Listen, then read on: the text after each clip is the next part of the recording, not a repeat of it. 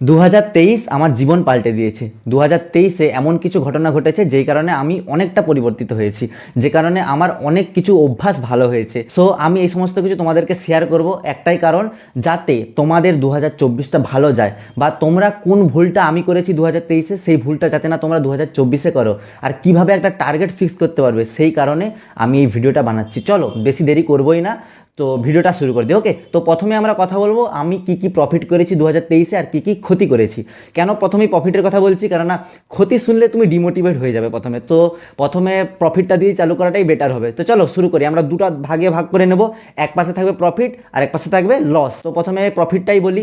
So আমার যে প্রফিটটা হয়েছে, নাম্বার ওয়ান, আমার ভয় দূর হয়েছে। 1 নম্বর পয়েন্ট, একটা সময় ছিল, সেটা হচ্ছে 2021-এর কথা বলছি, যখন আমি ভিডিওটা শুরু করি। সেই সময়ে আমি তোমাকে একটা ভিডিও প্লে করে দেখাচ্ছি, ভালো করে দেখো ভিডিওটা। आज लेकर आ गए हूँ तुम्हारे लिए एक बहुत ही बढ़िया एक्सपेरिमेंट जो हम लोग देखेंगे आज कि जब एक आदमी 30 से ज़्यादा बीड़ी एक साथ पी लेती है तो उसका फुसफुस कितना डैमेज होता है हम लोग आज देखेंगे।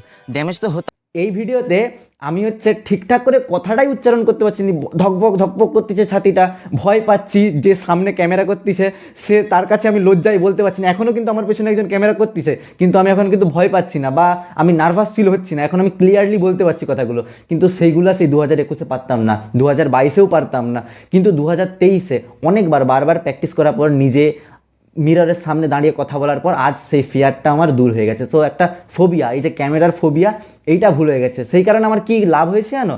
এক তো আমি কনফিডেন্টের সাথে আমি তোমাদের সাথে কথা বলতে পারতেছি। 2 নম্বর, এখন যদি আমাকে কেউ 500 জনের মাঝখানে যে আমাকে কথা বলতে বলে ভিডিওর মধ্যে, সো সেইটাও আমি একদম ক্লিয়ারলি বলতে পারবো। তো সবচেয়ে বড় যেইটা, সেটা হচ্ছে আমার ভয় দূর হয়েছে। নাম্বার 2, বাজে খাবার অভ্যাস।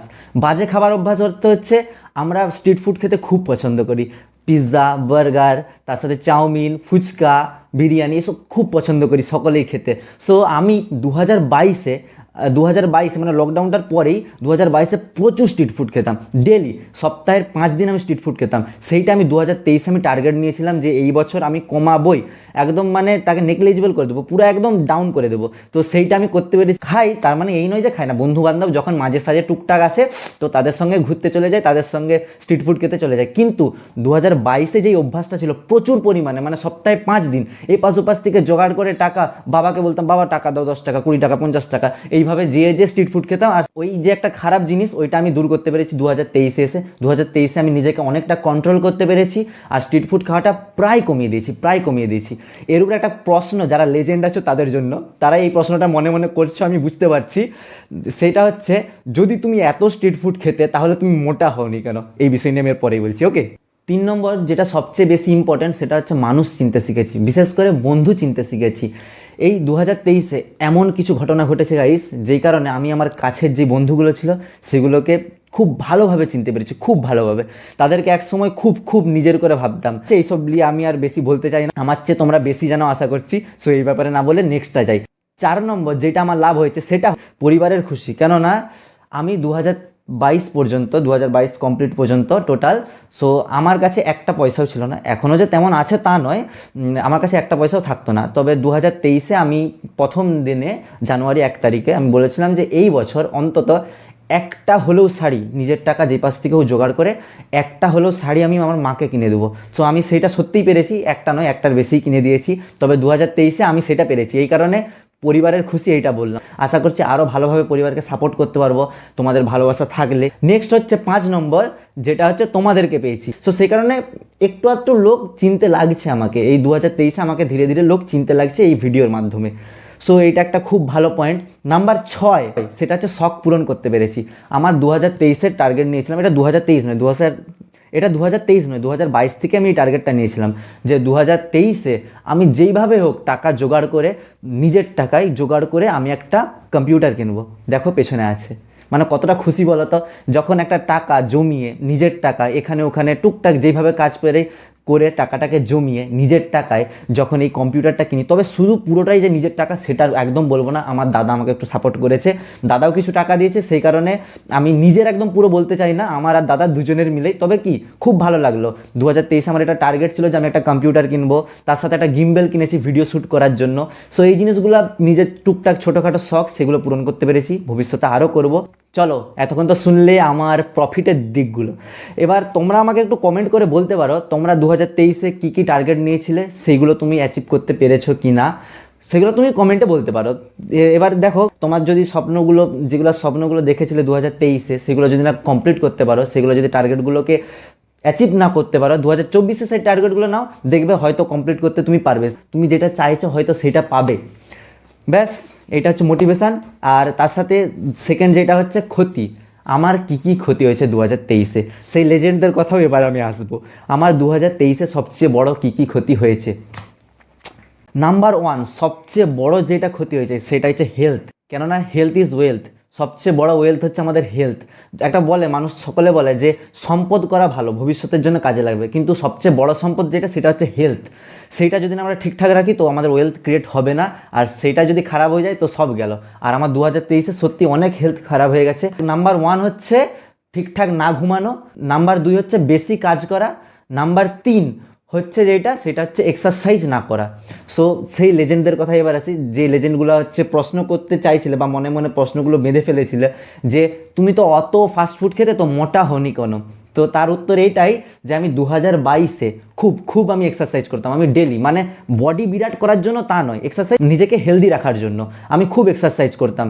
তো 2023-এ এসে আমি একটু এক্সারসাইজ করিনি, মানে একটু বলতে এই নয় যে করিনি, টুকটাক করি টুকটাক, তবে সেই পরিমাণে আমি এক্সারসাইজটা কমিয়ে দিয়েছি, সেই কারণে আমার হেলথের অনেকটা ডাউনফল দেখা গিয়েছে আর হেলথটা খারাপ হয়ে গেছে। মাঝখানে কিছুটা আমার শরীরও খারাপ হয়ে যায়, যেই কারণে এখন আমি ভুগে আসতেছি, তবে সেটা একটু টাইম লাগবে ঠিক হতে। তো হেলথ খুব খারাপ করেছি।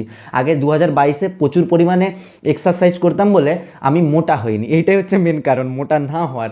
তো যদি আমি সত্যি ডেলি হেলদি খাবার খেতাম তো ফ্যাট জমে যেত, সে কারণে আমি মোটা হয়ে যেতে পারতাম, কিন্তু আমি ডেলি এক্সারসাইজ করতাম, সেই কারণে আমি মোটা একটুও হইনি। কিন্তু 2023-এ যেমন হেলদি খাবার, যেমন হচ্ছে ফাস্টফুড খাওয়ার কমিয়ে দিয়েছি, কিন্তু আমি এক্সারসাইজটা আর করিনি। সো একটা খারাপ জিনিস, যেই কারণে আমার হেলথটা একটু ডাউন হয়ে গেছে, তবে আমি এটা রিকভার করে নেবো, আবার ঘুরে টাইম লাগবে একটু। এবার আসছি নাম্বার 2 ক্ষতি এইটা কিন্তু হাসনি কেউ। নাম্বার 2 ক্ষতি সেটা হচ্ছে পড়াশোনা।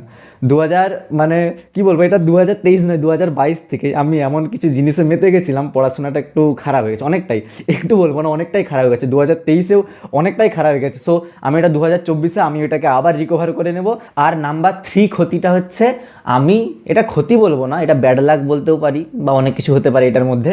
সো নাম্বার 3 যেটা হচ্ছে সেটা হচ্ছে, আমি চেয়েছিলাম 2023-এ আমার 1000 সাবস্ক্রাইবার কমপ্লিট করব, কিন্তু আমি সেই 1000 সাবস্ক্রাইবার কমপ্লিট করতে পারিনি। এর কয়েকটা কারণ আছে, আমি বিভিন্ন কাজে ব্যস্ত হয়ে গেছিলাম, সেই কারণে আমি ভিডিও বেশি বানাতে পারিনি। নাম্বার 2, ভিডিওতে বেশি রিচ আসেনি, সেই কারণে আমি 1000 সাবস্ক্রাইবারটা কমপ্লিট করতে পারিনি। এটা মনের দিক থেকে একটা হেভি দুঃখ, আমি সেটা প্রকাশে আমি এখন বলতে পারছি না, কিন্তু হেভি একটা দুঃখ আছে। আমার টার্গেট ছিল 2023-এ 1000 সাবস্ক্রাইবার কমপ্লিট করব। তো তোমরা এখন করে দাও প্লিজ তাড়াতাড়ি সাবস্ক্রাইবটা, যাতে আমার 1000 সাবস্ক্রাইবার হয়ে যায়। একটাই রিকোয়েস্ট তোমাদের কাছে সকলের। তোমাদের কিছু জনের মাইন্ডে হয়তো এটা চলছে যে নয়ন মাঝে মাঝে খেপে যায়, মনে হয় মাঝে মাঝে উল্টোপাল্টা ভিডিও কেন বানায়। দেখো গাইস, এটার কারণ একটাই, যেহেতু তোমরা আমাকে সাবস্ক্রাইব করতেছো, তার মানে কি তোমরা আমার একটা ফ্যামিলির সদস্য হয়ে গেলে। সেই কারণে ফ্যামিলির সদস্য মানে কি, কখনো একটা ভালো কথা হবে, কখনো সিরিয়াস নিয়ে কথা হবে, কখনো হাসি মজা হবে, কখনো ঠাট্টা ইয়ার্কি হবে। সেই কারণেই তো কখনো কখনো তোমাদেরকে মজার ভিডিও দেই, কখনো একটা জোকস দিয়ে দেই, কখনো কখনো সিরিয়াস নিয়েও কথা বলি। সো তোমার দিকে আমি ফ্যামিলি ভাবি বলে এগুলো করি, এটাকে নিয়ে বেশি মাইন্ডে অন্য কিছু ভেবে নাও না। তো অবশেষে এটাই বলি, ভিডিওটা যদি ভালো লেগে থাকে তো লাইক করো। আর একটা কথা, তোমরা তবে 2024-এ কিছু টার্গেট নাও, যে আমি এগুলো করতে চাই, আমি এই মাসের মধ্যে আমি এই জিনিসটা পেতে চাই। দেখবে হয়তো সেটা 100% না পেলেও তার সামনাসামনি তুমি যেতে পারবে। তো টার্গেট নাও, দেখবে তুমি সেটা পারবেই, করতে পারবে, একদম দৃঢ়তার সঙ্গে টার্গেট নাও, তুমি সেটা করতে পারবে। সো ভিডিওটা যদি ভালো লেগে থাকে তো মন থেকে একটা লাইক করো, আমাকে একটু সাপোর্ট করো। যেইভাবে আমি তোমাদেরকে কিছু বোঝাচ্ছি যাতে তোমাদের ভালো হয়, সেরকম তোমরাও একটু আমার দিকে সাবস্ক্রাইব করে আমাকে একটু বুঝে দাও, যাতে বুঝতে পারি আমি যে আমার ভবিষ্যৎটা ভালো আছে। সো সাবস্ক্রাইব করে নাও, আর চ্যানেলটাকে সাবস্ক্রাইব করে নাও, আর ভিডিওটাকে লাইক করে নাও। ব্যাস, এখানে ভিডিওটা শেষ করছি, আবার দেখা হবে একটা নতুন ভিডিওতে গাইস। দেখা হচ্ছে একটা নতুন ভিডিওতে, ততক্ষণের জন্য টাটা, bye bye guys, take care, bye. চালিয়ে দিছো? ও, এবার আসছে আমার ক্ষতি।